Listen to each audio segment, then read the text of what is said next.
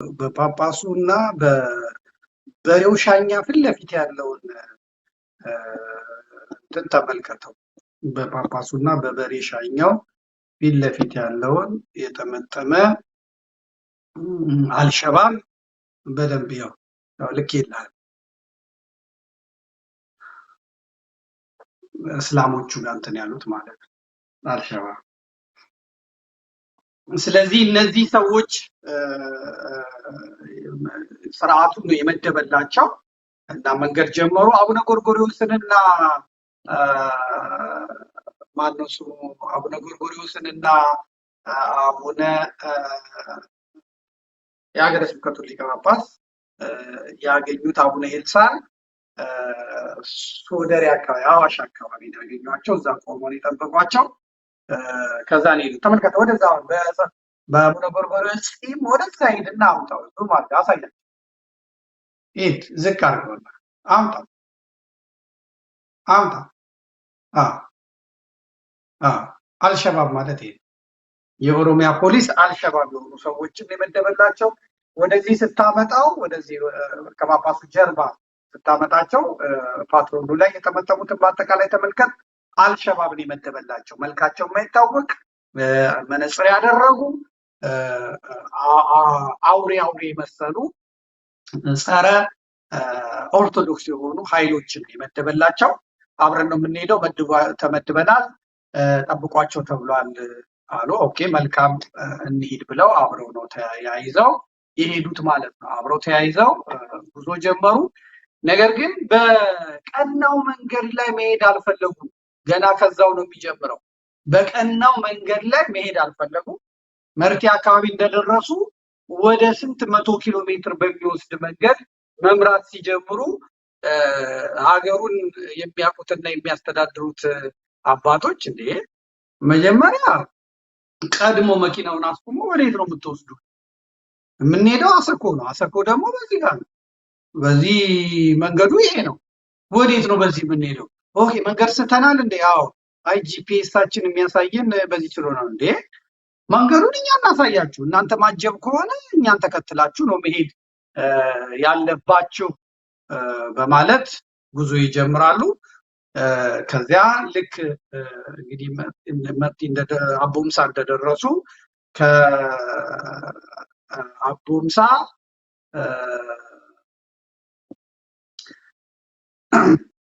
ከአቦምሳ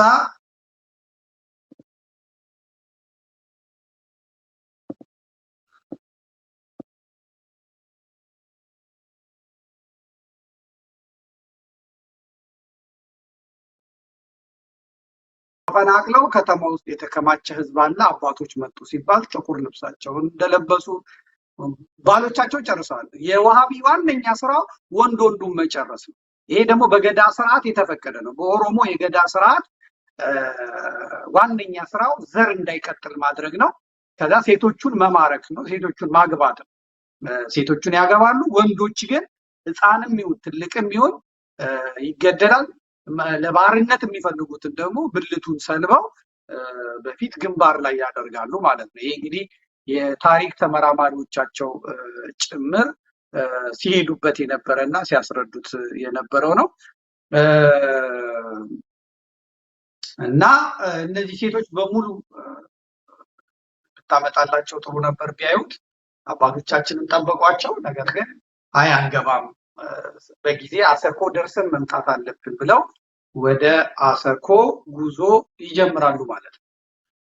እንግዲህ የኃይሉ ጎንፋ ቡድን፣ የሽመልስ አብዲሳ ቡድን፣ የአብይ አህመድ ቡድን ከፊትና ከኋላ በፓትሮል መትረየስ ደግኖ ምናምን ደግኖ ዲሽቃ ደግኖ ነው የሚሄደው። መሀል ላይ የቤተ ክህነቱ ልኡካን ይሄዳሉ። 8 ሊቃነ ጳጳሳት አሉ።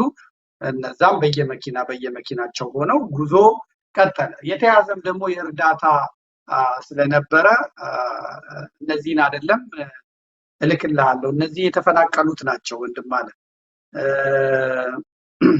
እልክልሃለሁ። ጳጳሳቱ የሄዱበት ቦታ ያሉትን ነው፣ ጥቁር የለበሱትን ነው የላኩልህ። እነሱን ታሳያቸው ነበር። እነዚህ እዛ ቦታው ላይ የነበሩትና ቦታው ላይ እንትን ያሉት ናቸው። እነዚህ በመርቲ የነበሩት እናቶች እነዚህ ናቸው። ሴት ብቻ ነው የቀረው። ወንዱ ታርዷል። በቃ ወንዱ ቢስሚላ እያለ ታርዷል፣ ተጨፍጭፏል። በወረዳ አመራሮች፣ በጸጥታ ኃይሎች፣ በምኖች ግባበት ጨፍጭፈው ተብሎ ማለት ነው። ምክንያቱም ሰብአዊ መብት ኮሚሽን አይተነፍስም፣ ጋዜጠኞች አይተነፍሱም። ቤተ ክህነቱን አስረውታል፣ ቤተ ክህነቱን ሽባ አድርገውታል፣ ጳጳሳቱን በቁጥጥራቸው ስር አድርገዋቸዋል። ትንፍሽ የሚል የለም። ስለዚህ መንግስቱን በእጃቸው ውስጥ ስላስገቡት ማንም ኢትዮጵያ ውስጥ እነሱን ደፍሮ የሚናገር ስለሌለ አሁን አልፈጥን ያለው። መከላከያ አይናገርም። መከላከያ የሚመረጠው በሆዱ ነው። መከላከያ የምታውቁት ነው። የድሮ የዩኒቨርሲቲ ተማሪዎች እንዲህ አይነት ግፍ አይደለም ሌላ ነገር ሲመጣ መንግስትን አስጨንቀው ነው የሚጠይቁት። አሁን አይናገርም። የዩኒቨርሲቲ ተማሪ ይጠይቃል። ማስተርስ አለው፣ ፒኤችዲውን ነው የሚሰራው፣ ዶክትሬቱን ነው የሚሰራው፣ ይጠይቃል። የሞተ ነው ማን የሞቱ ይለዋል። እንደዚህ ኦርቶዶክሳውያን እና አማሮች ምናምን ናቸው የሞቱት። አቦ ይበለው ምን አገባኝ። አማራ ይላል ኦሮሞ ከሆነ ማለት ነው። ኦሮሞም ሆነው ደግሞ ኦርቶዶክሶች ናቸው የሞቱት። በጣም የተገዳው ማን ነው? አማራ ነው ይበለው። ብዙ ኦሮሞ ሞቷል፣ አይ ጥቂት ናቸው እነሱ ቶሎ ለምን እንትን አይሉ ነበር ነው የሚለው። ተካለክ አሁን ስርዓቱን የሚጠይቅ የለም። ፓርላማ ምናምን የሚገቡት ሰዎች ተመርጠው ነው የሚገቡት። ፓርላማ የሚገቡ ሰዎች ተመርጠው ነው የሚገቡት። ከዚህ በፊት ስኳር የማያውቁ፣ ከዚህ በፊት ሊፍት የማያውቁ፣ ከዚህ በፊት አሩስቶ የማያውቁ፣ ላዛኛ የማያውቁ ሰዎች ናቸው ከገንፎ ላይ ተጠርተው፣ ከጨጨብሳ ላይ ተጠርተው፣ ከቂጣ ላይ ተጠርተው፣ ከኑፍሮና ከቆሎ ከአሹቅ ላይ ተጠርተው ፓርላማ የሚገቡት ማለት ነው። እና እዚህ ሲገቡ ኬክ ይቀምሳሉ። እዚህ ሲገቡ መንገድ መሪ የሀገሪቷ ዋነኛ እንትኑ ነው ቁጭ ይላሉ ማለት ነው። መብራት አይቶ የማያውቅ ሰው እዚህ መጥቶ ፓርላማ ቁጭ ይላል። አለቀ። ምደው ቢጠይቀው ምን አገባው? ዓለሜን ያሳየኝ አብይ አህመድ መንግስት ነው ብሎ በቃ ዋነኛ ከኔ የሚጠበቀው ምንድን ነው ብሎ ይጠይቃል። ከአንተ የሚጠበቀው ማጨብጨብ ብቻ ነው። ከአንተ የሚጠበቀው የምትቃወሙ ሲባል ጸጥ ማለት፣ ከዚያ በኋላ የምትደግፉ ሲባል መውጣት። ያንተ ስራ ይሄ። ለዚህ ስራ ይሄ ጥቅም አለ፣ ይሄ ይከፈላል፣ አለቀ። ህዝብ ተራበ፣ ተጠማ፣ ተገደለ ምናምን አያገባም። ጸጥ በል። እናገራለሁ የምትል ከሆነ ዋጋን ታገኛለህ ይባላል፣ አለቀ። ኧረ እኔ ምን አገባኝ ሲያጭለው አይከርምም ብሎ ይመጣል። የህዝብ ተወካይ ተብሎ የሚመጡት ህሊናቸውን የሸጡ ሆዳቸውን ያሰፉ የራሳቸውን ከርስ ለመሙላት እና ያለችዋን ጊዜ ያለ ችግር ያለ ሰቀቀን ለማሳለፍ ሳይራቡ ሳይጠሙ ለማሳለፍ ሲሉ ነው ወደ ፓርላማ የሚገቡት። እንግዲህ ሴቶቹ እንደምታዩቸው ናቸው። ካለቀ ሀዘን ጥቁር ለብሰው ከል ለብሰው ነው የሚጠብቋቸው። ባሎቻቸው ተገድለዋል፣ ወንድሞቻቸው ተገድለዋል፣ አባቶቻቸው ተገድለዋል፣ ወንድ ልጆቻቸው ሁላ ተገድለዋል፣ ታርደዋል። አለቀ። ጧሪ የለም፣ ቀባሪ የለም። ይሄ የኦሮሞ ዋሃቢ እስላም ዋነኛ ተግባሩ ነው። ሲበዛ ደግሞ ከዚህ በኋላ ይደህያሉ። ሲደህዩ ሁለት አማራጭ ነው የሚቀርብባቸው እነዚህ ሰዎች፣ ወይ ሴተኛ ዳሪ ይሆናሉ ወይም ደግሞ ቦርኮ መንገድ ላይ የሚወድቁ ይሆናሉ። ስለዚህ ከመራባቸው በፊት ገንዘቡ ያለው ሀብቱ ያለው የዋሃቢ እስላሙ እጅ ስለሆነ ሃይማኖታችሁን ቀይሩ፣ ማተባችሁን በጥሱ፣ እኔ አስተዳድራችኋለሁ ይላል። ከነዚህ ሶስቱን መርጦ አራቱን መርጦ ያገባል ማለት ነው። አሳም በእስልምና ስለሚፈቀድላቸው 4 ሴት ያገባል። ከዛ በኋላ ራሱን ያባዛል ማለት ነው። እየተያዘ ያለው ይሄን እንዴት ይነቃበት ነው? እንዴት ይነገር ነው? ማን ይስማ ነው? አለቀ። እና እዚህ ከደረሱ በኋላ አይ ቶሎ ሄደን መምጣት አለበት ብለው ሳይገቡ ቡራኬ ሳይሰጡ ያዘነና የተፈናቀለ ጥቁር ማቅ የለበሰውን ኦርቶዶክሳዊ ሳያጽናኑት አልፈው ይሄዳሉ። እንግዲህ ወዲያው ከአቦምሳ ወጥተው ወደ ጋዶ ጊዮርጊስ አካባቢ ሲደርሱ ሲሉ ሄላ የሚባል ስፍራ እንደደረሱ መኪኖቻቸው ድንገት እንዲቆሙ ተደረገ ማለት ነው። እንደና አባ አፈወርቅ የሚባል ትግሬ የጃጂ ልጅ ማለት ነው። በግልጽ ነው የሚናገረው። የኛ ሰዎች ከጎንደር ተፈናቅለው ሱዳን ሰፍረዋል፣ ከወልቃይት ተፈናቅለው እዛ ሰፍረዋል፣ እዚህ ለአማራ ተፈናቀለ ብለን የምንከለከልበት ምክንያት ተመልከቱ። የቤተ ክህነት ስልጣኑን ኦሮሚያ ስላደገ የኦሮሞን አክት አድርጎ በኦሮሚያ ለስርዓቱ ተቆርቋሪ ሆኖ የሚሄደው ማለት ነው። ይሄ አባፈወርቅ ማለት ጠቅላይ ሚኒስትሩን በእውነት እርሱ እንቅልፍ ይተኛሉ እንዴ ምናምን ያለ አቃጣሪ የትግራይ ተወላጅ ማለት ነው። እሱ አሁን ኢጃጂ የሚባል ቦታ ስለተወለደ እና ኦሮምኛ ስለሚችል እንደ ኦሮሞ አክት አድርጎ ከአቡነ ሳዊሮስ ጋር በመጠጋት የሸገር ሲቲ በስራ አስኪያጅነት ይዞ የቤተ ክህነቱን ሁኔታ የሚያተራምስላቸው ነው እና እዛ የተፈናቀሉትን ሰዎች ማየት የለብንም ነው። ካየን የሚነገረው ነገር የሚሰማው ነገር መቀልበስ አንችልም። ስለዚህ የሚቋረጥበትን መንገድ ነው ያሉት እና ጋዶ ጊዮርጊስ ሲደርሱ ሄላ የሚባል ስፍራ መኪኖቻቸው እንዲቆሙ ተደረገ። ከፊት ያለው ረጲ ሎላ የሚባለው የገዳ ጦር ወረደ።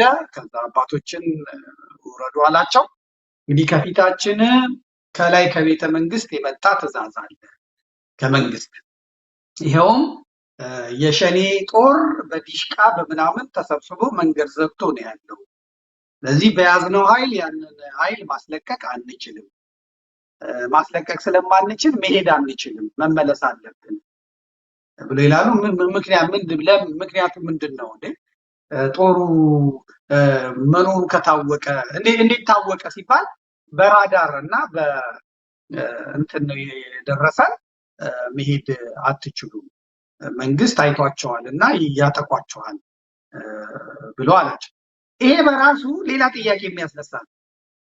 የአብይ አህመድ ስርዓት ሰሞኑ ኤርትራ ድንበር ላይ በትግራይ ውስጥ ገብቶ የጁንታው ኃይል ነው ያለውን ሲደበድብ አይተናል፣ ሰምተናል። ደብድበዋል ብለውም እነሱም አውርተዋል፣ ሌሎቹም አውርተዋል። የቲፒኤልኤፍም ህወሓትም ለተባበሩት መንግስታትም ለአፍሪካ ህብረትም በድሮን እየተደበደብን ነው ብላ ማመልከቻ አመልክታለች። እና የመንግስቱ ኃይሎች የሰጡት ነገር ምንድን ነው? የተከማቸና ወደ ኤርትራ ከዛ ወደ ሱዳን ሊሻገር ያለ ኃይል አይቼን የመታወት ነው ያለችው። አያችሁ፣ እነዛ እንግዲህ በሃይማኖት ስንፈርጀው ኦርቶዶክሳውያን ናቸው። ከዛ በዛ ላይ ደግሞ ትግሬ ናቸው ማለት ነው። እዚህ ስርዓቱ የኦሮሞ ስርዓት ነው። ኦሮሞን የጠቀመ አይደለም፣ ግን የኦሮሞ ኤሊቶች የያዙት ስርዓት ነው። ማጥፋት የሚፈለገው ደግሞ ኦርቶዶክሳውያኑንና ትግሬ፣ አማራ፣ ኦርቶዶክሱን ኦሮሞን ቢሆን ማለት ነው። ይህ የስርዓቱ ድሮን የምታየው ማንን ነው ማለት ነው? የፋኖ ስብስብና የትግሬዎቹን ስብስብ ነው የምታየው ማለት ነው። አያችሁ፣ እዚህ ጋር የተሰበሰበው የኦሮሞ ጦር አባቶች ወደዛ ወደ አሰኮ እንዳይሄዱ መንገድ ዘግቷል። ይሄ በራሱ የመንግስቱን አቅመ ደካማነት፣ የክልሉን ስርዓት አልበኝነት፣ አፍንጫው ስር የመንግስቱ ተቃዋሚ እንዴት መንግስቱ እንደሚጠበዘው ለማሳየት ነው። በነገራችን ላይ ኦነግ ሸኔ ብለው እዛ የሚያደርጉት ሰራዊት የመንግስቱን የሚቃወም አይደለም፣ የስርዓቱ ፕላን ቢ ነው፣ የማጽጃ መሳሪያ ነው። ፕላን ቢ ነው እንጂ አፍንጫው ስር እዚህ ደብረ ዘይት ጋር አሁን ውጊያ ላይ ናቸው። በዝቋላ ተራራ ስር ውጊያ ላይ ናቸው። የዝቋላን አቡነ ገብረ መንፈስ ቅዱስን ለአዲሱ አውሮፕላን ሲባል ማስነሳት ስለሚፈለግ አዲሱ አውሮፕላን ሲያኮበኩብ ከዛ ጀምሮ ዝቅ ስለሚል ለደህንነት ጥሩ አይደለም፣ የዝቋላ መውጣት አለበት፣ የእሬቻ ቦታ ነው መሆን አለበት ብለው እዛ አካባቢ ያለውን ጦርነት ላይ ናቸው። ደብረ ዘይት አፍንጫ ስር አዲስ አበባ ስር ማለት ነው። ድሮኗ እነሱን አትናገራቸውም። የዝዋይ መንገድ ብዙ ጊዜ ዝግ ነው። ለምን? ማስጨነቅ ይባላል። ደቡቡን ምልክት ለመስጠት፣ ጉራጌውን ለማጽዳት፣ ጉራጌውን ለመምታት፣ እዛ ስልጤውን ለማጽዳት። አሁን የሚያቃጥረው ስልጤ ለጊዜው ነው እንጂ ደም እንባ ያለቅሳል። ደም እንባ ያለቅሳል ከጥቂት ጊዜ በኋላ ማለት ነው። ስለዚህ ይሄ የተሰበሰበ የሆነ የራሳቸው ስለሆነ ሊመቱት አይፈልጉም። ማሽናቸው ነው፣ መሳሪያቸው ነው። እና ደግሞ ማሳየት ይፈልጋሉ። ማሳየት የሚፈልጉት ምንድን ነው? ተመልከቱ። የመከላከያ ሰራዊቱ ያለው የት ነው? አማራ ክልል ነው። የት ነው? ትግራይ ዙሪያ ነው የተሰበሰበው ማለት ነው። ግን መንግስቱን የማይወጋ ህዝብ ብቻ የሚያጸዳ አማራና ኦርቶዶክስ እየመረጠ የሚያጸዳ ኃይል ደግሞ አሩሲ ውስጥ አስቀምጠዋል። አሩሲ ውስጥ ድሮን አይገባም። አሩሲ ውስጥ መከላከያ አይገባም። አሩሲ ውስጥ ምን አይገባም። ቀሽም ስትራቴጂ የሌላ አራድነት፣ የበሻሻ አራድነት ደግሞ ሲያስጠላ ሲገማ የሚገለማ ነው፣ የሚከረፋ ነው። ፍጥጥ ያለ አራድነት፣ ፍጥጥ ያለ በጣም የገለማ አራድነት ማለት። አሁን በእነሱ ቤት ከፋኖም ይልቅ ከቲዲኤፍም ይልቅ ምንትስዬ ይልቅ ከባዱ ነገር መንግስት የሚፈራው እና እንትን የሚለው የዚህ ገበሬ በጅራፍ ሊያባርረው የሚችል ሽንታን በጫካ ተቀምጦ ፀጉሩን ቅቤ እየተቀባ የሚቀለብ የመንደር ጎረምሳ ምንም አይነት ምክንያት የሌለው ለመዋጋት ምክንያት የሌለው ኃይል ይሄንን ህዝቡ እንዴት እንደሚለው ወደኋላ ስለምናይበት ማለት ነው። የአካባቢው ተወላጅ ናቸው። ምናልባት ዘመዶቻቸው ሁላ ታርደው ሊሆን ይችላል። ስለዚህ የተሾሙት ስርዓቱን ብልጽግናን ይታደጉታል ተብሎ ቢሆንም አሁን ከብልጽግናው የኦሮሞ ብልጽግና ከሚፈልገው አፈንግጠው ወጥተዋል። ያለቅሳሉ፣ ይጠይቃሉ፣ ይሟገታሉ። አለቀ፣ ይሟገታሉ። ለምሳሌ አሁን የሰብአዊ መብት ጉባኤው ብርሃኑ አዴሎ መግለጫውን ሲያወጣ 2 ክርስቲያንና 1 እስላም ነው የሞተው ሲባል በፍጹም ከየት የመጣ ነው ምን አይነት ነው ብለው ነው የተቃወሙት። በደብዳቤ ነው የተቃወሙት። እነ ሙጂብ አሚኖ ያው የምታውቁት ነው። ሙጂብ አሚኖ የስልጤ የዋሃቢ እስላም አንቀሳቃሽ ነው እና አብይ አህመድ የሚጠቀሙበት ሞተር ነው።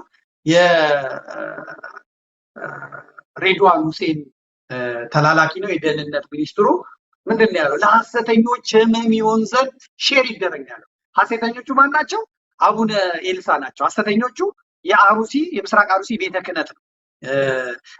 በእድሜ ጠቅሶ በስም ጠቅሶ የ70 ዓመት ገሌ የ60 ዓመት ገሌ የ40 ዓመት ገሌ ብሎ በስም ጠቅሶ የሞተብን ሰው ዝርዝር ይሄ ነው ብሎ ለሲኖዶሱም ለመንግስትም ማመልከቻ ያመለከቱትን ብርሃኑ አዴሎን መጀመሪያ ከኢህአዴግ አስወጥተው እሬቻውን አበሉት፣ አጎሰቆሉት፣ እንዲራብ እንዲጠማ አደረጉትና በመጨረሻም እንግዲህ ትንሽ ክርስቲያን ነው ሲባል ሰምቻለሁ። እኔ ጴንጤ እንደሆነ ነበር የሰማሁት። ነው ስላሴን ይደግሳል ብለውኛል፣ የቤተሰብ አካሎች ማለት ነው። ግን መንግስት አድቅቆት ማዲያት በማዲያት አውጥቶት መጨረሻ ላይ ለኛ የምትሰራ ከሆነ ተብሎ እንደመጣን የሰማሁት። የምናዝን ኮሚሽኑ ላይ እናዛለን፣ አርግ የምንልህን የምታረግ ከሆነ ተብሎ እሺ ከምራ ከምሞት የምትሉኝን አደርጋለሁ ብሎ ነው የመጣው። ምንድነው ያለው? 2 ክርስቲያንና 1 ሙስሊም ነው የሞተው እንጂ የተቃጠለ የሚባለውን ነገር እርሱት ብሎ ነው ያወጣው። ይሄ የተገባበጠ ሰውዬ ማለት ነው። ገና ለምጽ በለምጽ ይመታል። እግዚአብሔር የአብርሃሙ ስላሴ በእውነት የሚደግሰው እና እውነትም ደግሞ ቤተሰቡ እንደተናገረው ኦርቶዶክሳዊ ከሆነ እኔ ቤንቴን የሰማሁት ከሆነ እግዚአብሔር ፍርዱን ይሰጠዋል። የቅዱሳን አምላክ የንጹሃን አምላክ ዋጋውን ይሰጠዋል። ይሄ ወያኔን ሲያገለግል የነበረ ወያኔ ሲያስጋብት የነበረ ፍትህ ሚኒስቴር ውስጥ ሆኖ ስንቱን ያኮላሸ ሰውዬ አሁን ደግሞ መጥቶ አረገ። ይሄን በማድረጉ ሙጂብ አሚኖ ምን አለ? የዋሃቢ እስላሚስቱ ዋነኛ ቀስቃሽና በኢትዮጵያ ሕግ መሰረት እንዳይከሰስ መብት ከተሰጣቸው ሰዎች መካከል አንዱ መብት የፈለገውን ቢናገር ማንም ሰው እንዳይከሰው ልክ እንደ ዳንኤል ብርሃኔ በፊት እንደነበሩት ማለት ነው።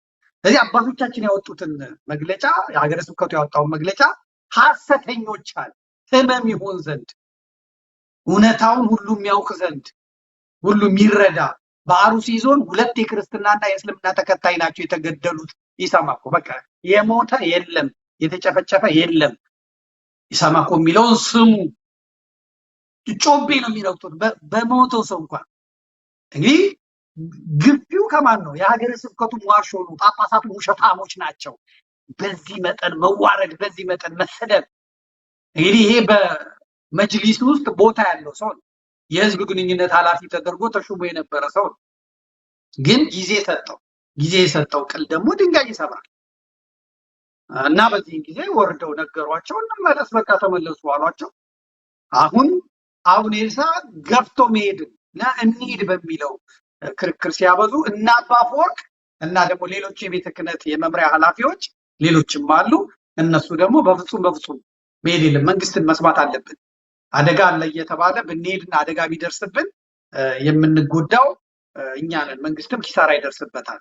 ስለዚህ መንግስት የሚለውን መስማት አለብን ብለው እና አባ አፈወርቅ በልባቸው የኛ ሰዎች ተፈናቅለው ሱዳን ገብተው የኛ ሰዎች ተፈናቅለው ትግራይ ገብተው እዚህ አማራ ተፈናቀለ ኦሮሞ ተፈናቀለ ብዬ የመንግስቴን የአስተዳደሩን ቆሻሻ ገጽማ ማሳየት የለብኝም በሚል እሳቤ መጡ እና አቡነ ሳዊሮስም የሚፈልጉት ስለሆነ ወደ አሰኮ ጉዞ ጀምሮ የነበረው ሰው 20 ኪሎ ሜትር ምናምን ሲቀረው ወደኋላ እንዲመለስ ተደረገ። በአሰኮ የነበረው ህዝብ ተዘጋጅቶ በቃ እግዚአብሔር ሊታረቀን እግዚአብሔር ሊጎበኘን ነው አባቶቻችን መጡልን ብሎ ቤት የለውም፣ ምግብ የለውም፣ እርዳታ የለውም፣ በስቃይ ውስጥ ነው ያለው።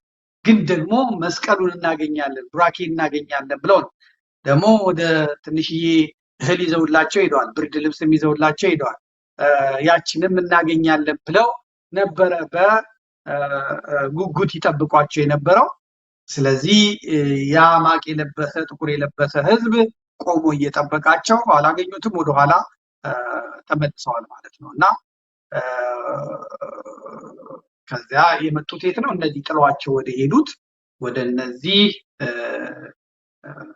ነው የመጡት፣ ወደ አቦምሳ መድኃኔዓለም ነው የመጡት። እንግዲህ ብዙዎቹ እንደሚሉኝ በቀደም በቲክቶክ ላይ ነግሬያቸዋለሁ። ብዙዎቹ አባቶች በጣም ጠቆሩ ነው የሚሉኝ። በጣም ከሱ ወዲያው ደነገጡ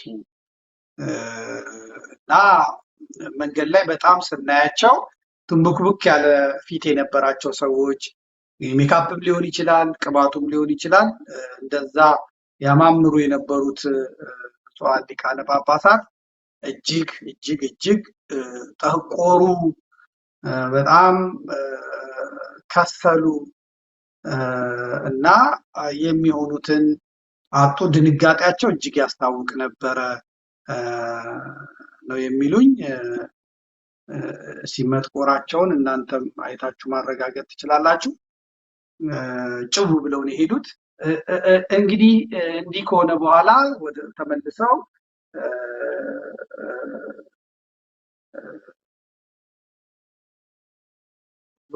ወደ አቦምሳ ተመለሱ። እነዛን ተዋቸው ማለት ነው። ስለዚህ እንትኑ ተሳካለት ማለት ነው። እንዲሄዱ የተደረጉት እንግዲህ በዘር እንተነትናቸዋለን። በዘር ነው የምንተነትነው። ጉዳዩ የተፈጸመው ኦሮሚያ ውስጥ ነው። ስለዚህ የኦሮሞ ጳጳሳት ደግሞ የምንጨፈጨፈው ሰው ወደ ጴንጤ ወደ እስልምና እየሄደብን ያለው በቋንቋችን ስላላስተማሩን ነው፣ በቋንቋችን ስላልተነገረን ነው፣ በቋንቋችን መሰረት እንትን ስላላልን ነው ብለው በዛ መሰረት እንደተሾመላቸው እናውቃለን። በዛ መሰረት እንደተሾመ እናውቃለን። ከዚህ በፊት የሚናገሩትን ሰምተን እንታ ከዛ አንድ ቪዲዮ ልክ ይላለው የጳጳሳቱን በዘር ምክንያት መሾማቸው ነው፣ በፈቃደ ንጉስ መሾማቸው። ጠቅላይ ሚኒስትር አብይ አህመድ የመረጣቸውና ባዘዛቸው በሰጣቸው መመሪያ መሰረት መሾማቸውን ጳጳሳቱ ምስክርነታቸውን ሰጥተዋል። ከአቡነ አብርሃም እንጀምራለን። አጫውት። የአሁኑን የኤጲስቆጶሳት ምርጫና ሲመት ልዩ የሚያደርገው መከሩን ወይም ምዕመናንን ምክንያት በማድረግ በቋንቋ፣ በፖለቲካ፣ በዘር ተጠልፈን ለተፈጠረው ችግር በቤተ ክርስቲያን ሕግና ቀኖና ብቻ ሳንወሰን ክቡር ጠቅላይ ሚኒስትሩ ዶክተር አብይ አህመድ በተገኙበት የተደረገውን ስምምነት ማዕከል አድርገን የተካሄደ ምርጫና ሲመት መሆኑ ነው። ያዝል ትቀጥላል። እንግዲህ ምንድነው ቀኖና ተጥሶ ስርዓተ ቤተክርስቲያን ተጥሶ ጠቅላይ አብይ አህመድ አሊ ባዘዘው መሰረት ተቃለቀ የተሾሙ ናቸው። መሄድ የነበረባቸውም እነዚህ አብይ አህመድ ያሾማቸው ናቸው መሄድ የነበረባቸው። ጉዳዩ የተፈጸመው ኦሮሚያ ውስጥ ነው። ጉዳዩን የፈጸሙት ኦሮሞዎች ናቸው። ግድያውን ጭፍጨፋውን እየፈጸሙ ያሉት ኦሮሞዎች ናቸው። እየተጨፈጨፉ ያሉት ኦሮሞዎች ናቸው። ይሄ ሌላ ክልል ውስጥ የተፈጸመ አይደለም። መሄድ ያለባቸው እዛ ቦታ ተጠርተው መሄድ ያለባቸው እነዚህ ቀኖና ተጥሶ የሄዱት ይሄ ነገር የሆነው እንዲህ የሚፈጸምብን ኦሮሞ ስላልተሾመ ነው፣ በዘራችን ስላልተሾምን ነው። የሚሾሙት ጳጳሳት ለኛ ግድ ደንታ ስለሌላቸው ነው። አማራ ስለሆኑ፣ ትግሬ ስለሆኑ፣ ጉራጌ ስለሆኑ፣ ወላይታ ስለሆኑ ለኛ አያገባቸውም ብለው የሚያስቡ ሰዎች ናቸው የተሾመላቸው። ስለዚህ የተሾመላቸውን ሰዎች ደግሞ እነሱን መውሰድ እና እነሱን መሄድ ነበረበት። ቀኑናው ተጥሶ ማለት ነው። ግን አልተደረገም። የሄዱትን በኋላ ስለምናይ ማለት ነው። አሁንም የተሾሙትን አባ ሩፋኤል ሲናገሩ እንስማቸው። መሰረት 9 ኤጲስቆጶሳት ያው ተሹመዋል። ከጠቅላይ ሚኒስቴሩ ጋር ባደረግነው ስምምነት መሰረት ከኤጲስቆጶስ ሹመት ሌላ በቋንቋው ህዝቡ እንዲማር በኢሉ አባቦራ አካባቢ ከ5 ሚሊዮን ብር ኮሌጅ ተከፍቷል። አባቶቻችን ያዝ እንግዲህ ምንድነው የሚሉት ተመልከቱ። በቋንቋቸው መሰረት ነው የተመረጡት። የተመረጡት ሰዎች ተሾመዋል። በማን መሰረት? አብይ አህመድ ባዘዘው መሰረት።